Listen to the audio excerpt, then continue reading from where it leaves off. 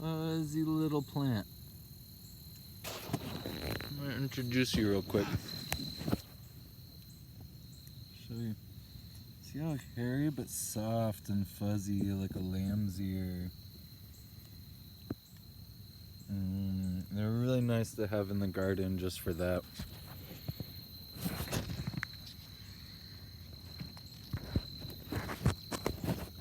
And they make nice little yellow flowers. They'll send up shoots the second year. They're call biennial, so they're not perennial. They won't keep coming back forever, but not quite an annual. They'll go for 2 years, send up a shoot, little yellow flowers, pollinators are into it. And then that seed head, when it dies, will be full of tiny little seeds, and you can whatever, do what you do. I just sprinkle them around and sing, whistle as I go. These ones are pretty small. They're always from a base. They come out from the center. And they'll shoot on up the second year. Just a great herb for the lungs. This was one of my first that I really got into wildcrafting in Colorado as a young adult.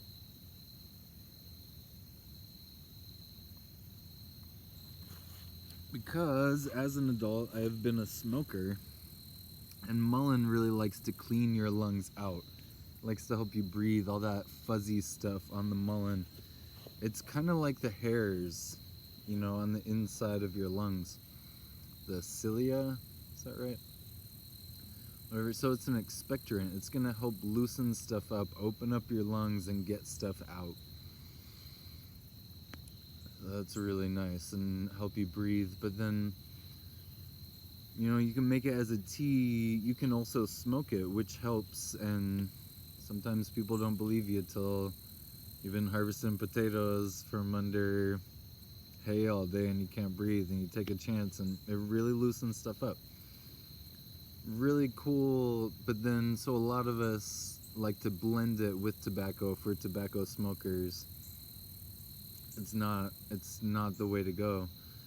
You're thinking, this helps my lungs, tobacco's hard on my lungs, I just put them together. But since this is opening your lungs, then the tobacco actually gets in there more.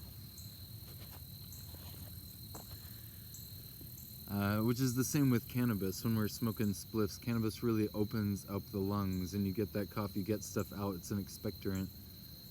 But when you mix it together with the tobacco, then it opens your lungs up, and the tobacco really gets in there more. So we kind of figure that out pretty quickly. A lot of times I like to put it in tea. It makes a really great cold brew. I like that in the mornings, and I find there's a lot of good stuff in the stems if you can get a good fat stem and pick it off at the base.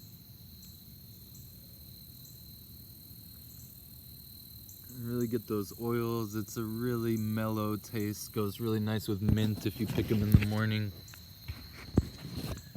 But it grows down low to the ground, so a lot of these bottom leaves are gonna get dirty. I tend to get somewhere up here, kind of in the middle. You'll also see there will be dead leaves underneath that I kind of like to pull off as I go. If you can get the bigger ones as you go, it's kind of nice. You know, it's like some plants you can tell that they want to be picked because they're making these extra leaves. Like a sage has got all these little ones ready to go, so when you pick the big one, then more come out. It helps the plant the more you pick it. So yeah, I feel like that's one way we can see some plants. It's like they really want to be picked. I feel like this one, it's helpful for the plant. If you're getting off those big leaves, it'll do a lot better. The more you pick it, the happier they are generally, you know, getting appreciated and getting utilized, and they like to make more. These red sages are nice, right? I think to deadhead these too. These will make more flowers if you deadhead them. You just gotta do that stuff as you go along.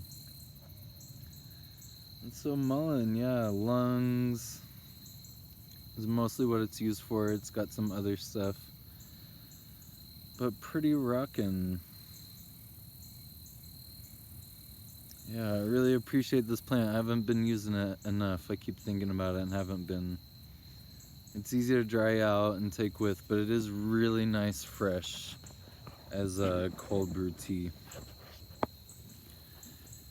And then, yeah, opening up the lungs. There's an interesting guy, Stephen Herod Buhner. He's written Secret Teachings of Plants and Lost Language of Plants about working with them and about how you can feel differently with the different plants and kind of tell what they're about. And so he's working with one woman who goes and sits with the mullein. She gets really sad. She gets all this grief, you know, and she comes back and she's like, I didn't get anything from the plant, but man, I feel terrible. All this grief's coming up.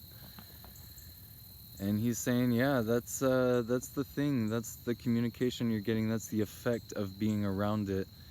And that when you open up those lungs and take those deep breaths, then you're going to be processing other stuff. There's a lot tied up with our breathing and our mind states and our emotional states. And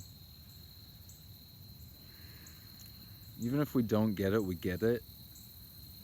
You know, where your friend might say if you got a good one and you're kind of freaking out and they say, hey, stop, whoa, take a deep breath. But the more we can do that and be conscious of that and work on that, I need a lot of work on that for sure. This stuff, it's really good if you do it with spicy things. Expectorants and spicy. Spicy kind of loosens it all up. And this helps loosen it all up, all the mucus and phlegm, and when you cough, you really get it out and you can breathe. And that's kind of gross. Let's just accept that.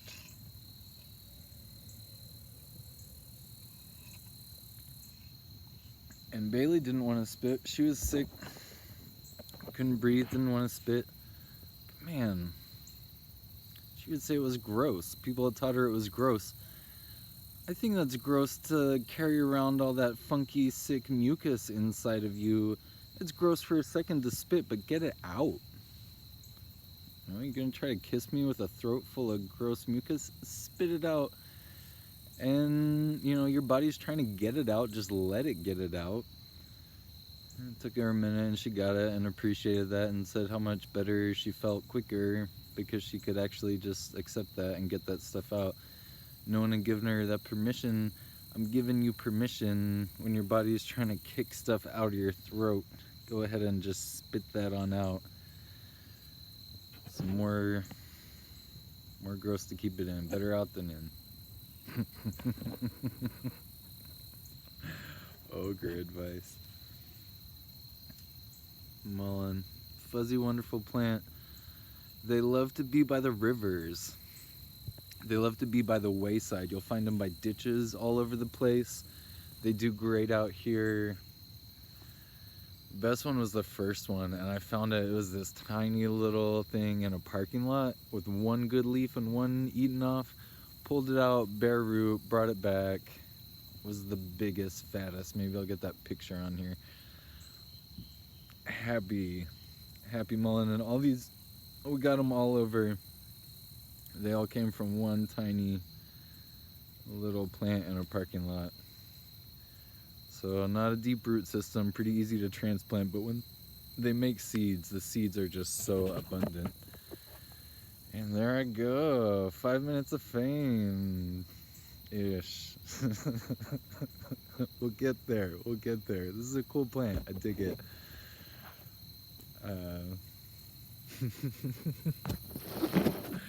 Mullein.